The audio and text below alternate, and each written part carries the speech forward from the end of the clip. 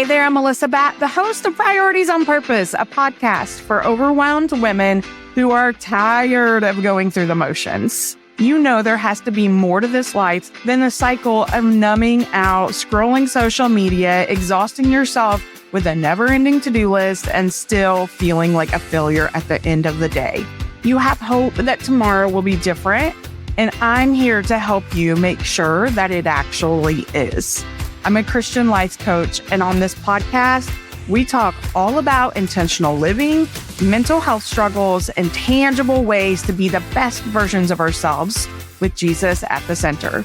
I promise to be your hype girl and biggest cheerleader as I share simple strategies to help you get out of your rut, eliminate distractions, and live the life you were created for.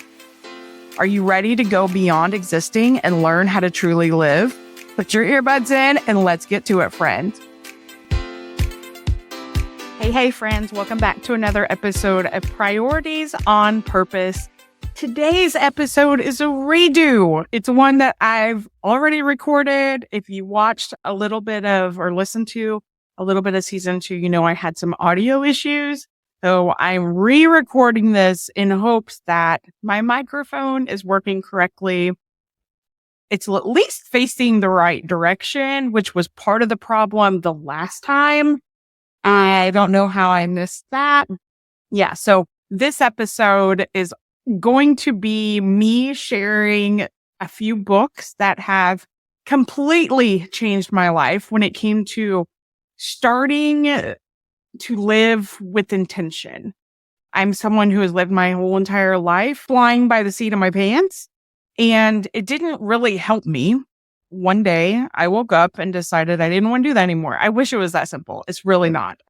One thing after another, 1 minute after another minute. I don't know how you say that, but that's how I got here. And there's certain books that I read that gave me these ahas. And I'm like, oh my gosh, that's so good. Also, if you didn't know, this month is, I was going to look it up. I just realized I never looked it up. I saw where it's some kind of like month for reading.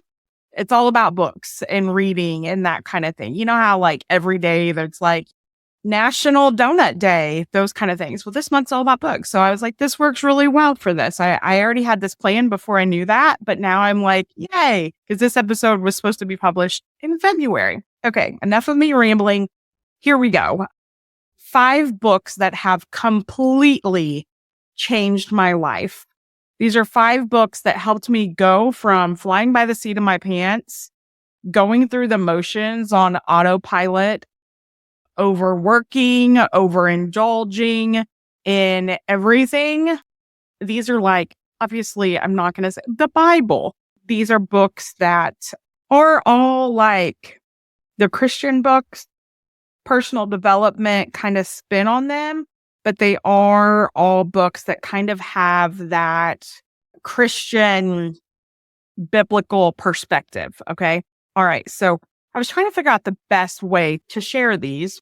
First, I was like, do I do them like most favorite to least favorite? But really, all of these books were incredibly life-changing for me. I can't say one was better than the other because in the season when I read it, it was so necessary and everything has been kind of like building blocks for me. And so I'm just going to read them from the one I read first and then the one I read next and through the years. If you followed me for a long time, some of these I have been talking about for that long. They are books that I will tell everyone about, because they changed my life. I did book clubs over some of these books because, again, they changed my life and I knew it wouldn't just help me, but it would help others as well. So here are the 5 books, and then we will kind of go into each one. So the first book I read, this was probably 2016, maybe even 2014. I don't remember. Anyways, it is Fervent by Priscilla Shirer. That was the first book I read.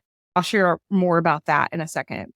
The second book I read was one that after I read the first cover, I actually closed the book and was like, nope, not doing this today. I'll tell you more about that in a minute. It's called Becoming Brave by Tracy Mitchell. The third book that I read was The Ruthless Elimination of Hurry by John Mark Comer. The fourth book I read was Rhythms of Renewal by Rebecca Lyons. And then lastly, but definitely not the least important, it was so good, Jesus Over Everything by Lisa Whittle. Okay, so those are the 5 books that we're going to talk about. And I'm going to kind of go do a little deep dive in each one and tell you some of the things and why I think you need to read them if you haven't read them. And some of them I have read more than once, starting with the first one, Fervent. I read Fervent at least twice, partly 3 times. And guys, I'm not somebody who rereads books. I normally will read it once and I'm done. I don't ever go back. So if I've read it more than once, it was really good.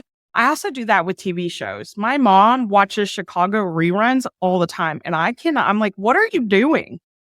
Like, I can't. I already know how it ends. To me, it's a complete waste of time to watch the reruns. Send me a DM and let me know. Like, do you watch reruns? Do you not? Can you read a book more than once? Be interested to know that. And also your favorite books, of course. So the first one, Fervent, let's go there real quick. I pulled out some of these books. Some of them I did on Audible at the time or Scribed. If you guys don't know this, I used Audible because I thought everyone used Audible. And then someone through a book club that I did actually told me about an app called Scribed, which is now called Everand. Hang with me. I know it's an ADHD moment. Just hang with me. So Scribed, aka Everand, I think you can find them both ways. It is cheaper and it works a little bit differently. So you can get a digital version of the book. You can get the audio version of the book. You can do the study guides. Like, you can get it all, but it's more like library style where you don't actually own it. So if I stop paying for the subscription, I don't have access to it anymore. That was kind of the biggest difference I saw between Audible and Everand. The other thing though is Everand is unlimited. So with Audible, I felt like sometimes I read the book or listened to the book and it was done. And then I was like, okay, I got to wait for the next month or whatever so I can have a new book to download. So that's kind of the difference in why I like Scribed or Everand better. I think it's also cheaper. And again, so sometimes I want the digital version of the book. Sometimes I want the study guide. Sometimes, all the time, I normally want the audio version of the book. And so if you don't use Everand or Scribed, and I'm calling it both because that just recently made that change, but I'm pretty sure you can still find it from both. It's Scribed or Everand, Everand. I'll try to remember to put it in the show notes. All right. But for Fervent, I actually have the book and man, this thing is highlighted a ton.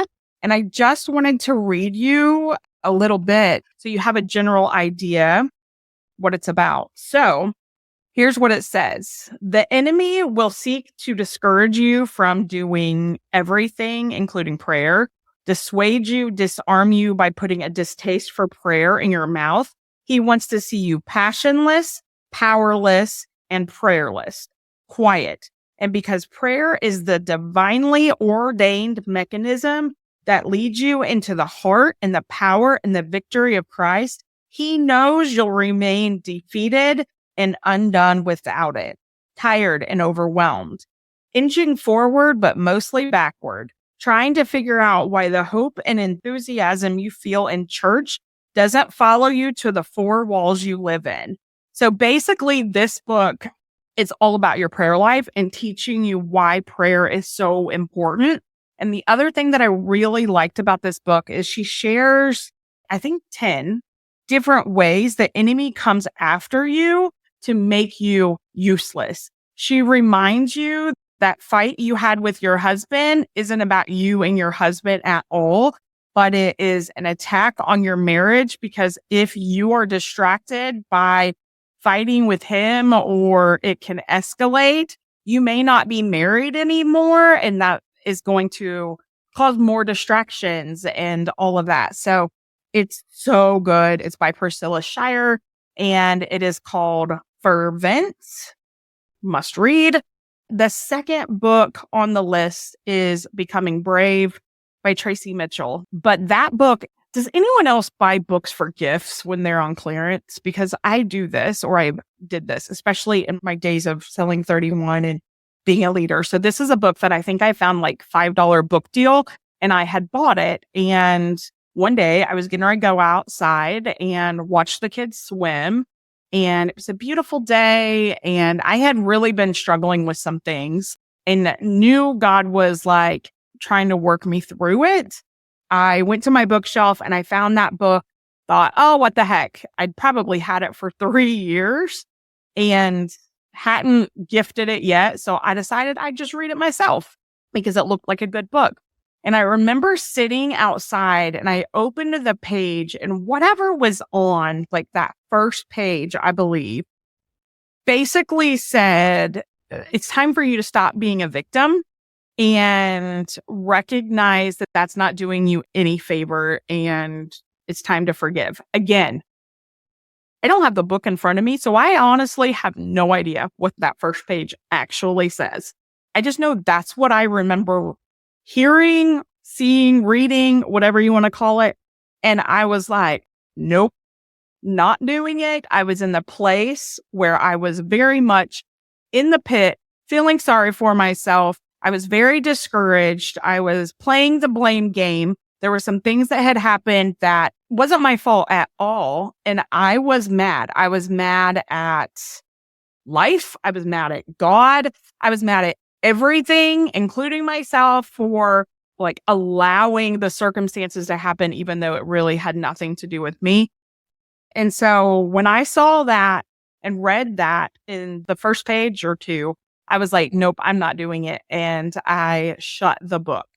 I later opened the book again, obviously, and was like, okay, God, I'm ready. And I knew that this was going to be a journey of forgiveness, forgiving myself, talking to God and trusting him one more time in an act of surrender, knowing that he is good and he loves me and he loves my family and all of that. So that book was the book that I did my very first book club on, because I knew that it wasn't something only I struggle with, but it was something a lot of people struggle with. That was probably 2019, I believe. And again, that book was called Becoming Brave. All of these books will be in the show notes. So if you can't write fast enough, it's okay.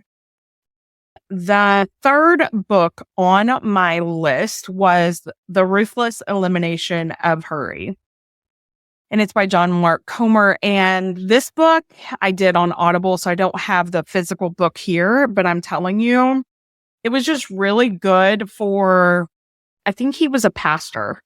And he talked about how like he would go for a walk with someone and they were taking a very casual pace. And he was rushing because he was so used to rushing. He rushed everywhere. He would be speeding and trying to beat the light when the light was about to turn red, when he wasn't even in a hurry to go anywhere. He was addicted to hurry. And God showed him how that was not the way that he needed to be for God to use him in the best ways. I'm paraphrasing. This was years ago. But this book, it was really good. It just reminded me that flying by the seat of my pants isn't helping me. I needed to be intentional. And also, I had started eliminating things from my life so I could pay attention instead of just filling my life with everything. So I was so busy all day long. I started eliminating some things so that I wasn't always busy. And so again, that book, I think it's a good book for everybody. I so wish I could get my husband to read that book because he does that all the time. Like he'll be passing cars left and right and be so stressed out because the car in front of him isn't going fast enough. And I'm like, what is the hurry? It's okay. We're not going anywhere. Like we're just going home. We have nothing else on the list today. It's okay. And I know it has to be causing part of his blood pressure issue stuff because he gets so stressed out about it. All right. So number 4 on this list is Rhythms of Renewal by Rebecca Lyons. And I use this one as a book club book also. I'm going to read a little bit of this book as well. I have it right here in front of me. For those of you on YouTube, you can see it. It says, do you need rescue? Have you found yourself trapped in fear, feelings of unworthiness, rejection, loneliness, depression, isolation, restlessness, or boredom? If so, know this: God makes a way of escape. Not only that, but he promises a life of abundance, a rich life, not just escape from negative cycles. Rescue is ready and waiting for us, but so often we are unable to see a way of escape. Instead of looking up, we keep our heads down, circling the stall, wondering why our circumstances don't change. We get lost in our loops, repeat the same habits over and over, expecting different results. Insane? Yes, I'd say so. So this book really is like, I remember it being a lot about rest, rhythms of rest. I never knew that rest was productive. I thought if you're resting, you're lazy. I mean, that was kind of my mentality. So I felt a lot of shame around resting.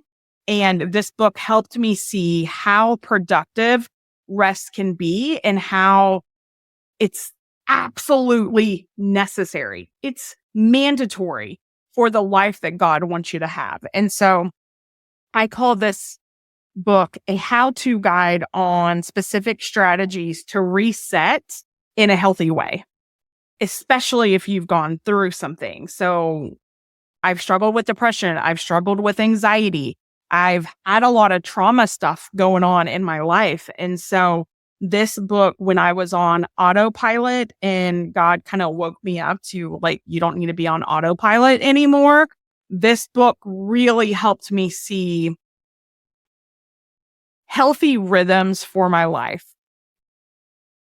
The importance of play and fun and being creative and exercising and sleeping and rest and just so many different things. So again, that book is Rhythms of Renewal by Rebecca Lyons. And I think you guys will really enjoy that one as well. Lastly, the book on my list is one from my coach. Is probably when I first started following Lisa Whittle. The first book I read of hers, it's called Jesus Over Everything. I have it right here. Uncomplicating the Daily Struggle to Put Jesus First.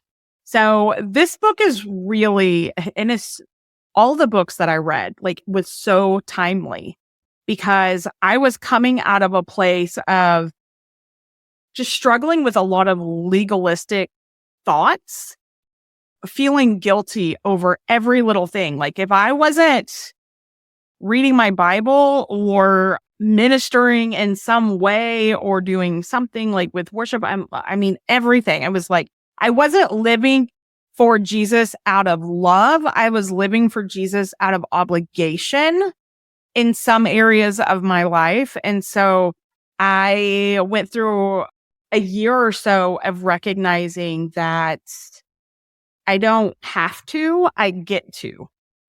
This book really helped me do that. I don't have to give up alcohol, but because I recognize this conviction, which this is my stuff, I'm not saying this is yours. I don't even think it talks about it in the book, but I get to choose to not have alcohol because I love God that much and I don't want anything to get in the way. And I do believe that for me personally, alcohol is something that I would use to numb out or use as an excuse to be the version of myself that I know I actually can be without alcohol, but requires faith. So again, the book isn't about alcohol. It's actually about learning to choose real over pretty, service over spotlight, steady over hype, commitment over mood, and then holiness over freedom. And so that little piece that I just mentioned about my journey with alcohol really came from her chapter on holiness over freedom, to recognize that I am free, but free is no longer enough for me. I want to be whole and holy. I want anything like my word of the year this year is follow, to follow Jesus. And it's based off of Luke 9:23. Then he said to them all, whoever wants to be my disciple must deny themselves and take up their cross daily and follow me. This is like, I feel like new territory where God has me, that I'm becoming aware of things that don't serve me, that I've allowed to continue in my life because I'm like, it's not hurting anybody. Well, is it really not hurting anybody? Because honestly, I think it's hurting me and it's hurting those that I am called to minister to because I'm not at my best self. And so a little tangent there, but I love that Bible verse, Luke 9:23. I think it's in 3 of the 4 Gospels, a version of it, but it's all about just knowing that I no longer want to do what I want to do. I want to do what God wants me to do. And so while I can do a lot of things, if it's going to be a hindrance, I want no part of it. And I'm also recognizing in that it isn't, again, it's not a have to, it's I get to, and I want to. And I'm also recognizing like the boundaries are good for me. It's not like I'm not over here suffering because I'm no longer doing other things that I used to be able to do. I'm not suffering. In fact, the things that God has really called me out on during my quiet time is things that really were just getting like numbing out. Emotional eating, that's a big one that I've been turning to food instead of God. And so that's an area where God is helping me heal. I can't heal from what I'm not willing to face. And so when I'm eating emotionally, I'm eating all of my feelings, right? Am I facing those feelings or am I suppressing those feelings? I'm suppressing. And so then now it's like when those feelings start bubbling up and I want to go to chocolate or junk food or ice cream or a Big Mac or a large fry, I'm recognizing that isn't going to help me get to the root of the problem. God wants to heal me if I will allow him to. And so again, this book, Jesus Over Everything, it's so good. So those are the 5 books that I highly recommend. One more book I have for you that didn't make the final 5, but also is so good. So if you've been following me for a really long time, you probably know or have read some of the books that I've already shared. So if you've read all of those, the next book I have for you is called Get Out of Your Head by Jennie Allen. I had this saying, this is a quote from the book, I believe. I wrote it on my mirror in my old house and had this by my bed because in 2020, 2021, I would even say 2022 partly, there was some times when I really struggled with the anxiety. Like God had me working through some things that were really hard. And in some of those moments, my depression and anxiety was so bad, I couldn't get out of bed. And so I wrote this on a piece of paper and I've read it on those hard days. it's going to give you an idea what the book is about. So it says, I am not a victim of my thoughts. I am a warrior equipped through Jesus to fight the biggest battle of my generation. And then there's 2 Bible verses I wrote down here, Romans 12:2 and Jeremiah 29:12 through 14. This book is all about the thoughts, all of the things that's going on in our head, the anxiety, all the worry and the what ifs and all of that. So again, the toxic thoughts, especially the book, Get Out of Your Head. So good. So that's a bonus. I couldn't choose. Okay. So you get 5 and 1 extra. And if you've already read all of those, maybe you have some other good books that I need to know about. So definitely get in my DMs on Instagram or Facebook and tell me what books you're reading, because I would love to know. I love to read. I can't even tell you how many books I'm currently reading right now. I have some on Everand, and then I have the actual book in my hand to sit outside in the sun and read. Those are the ones that if you have not listened or read those, like, highly recommend. If you are a woman who struggles with anxiety, you've been through some things, and you want to deepen your relationship with Jesus, like, if any of that makes sense to you, that's like my top 5 list, top 6 list on books that you must read. All right. That's it for this episode. Have a great week, and I hope to talk to you in my DMs soon.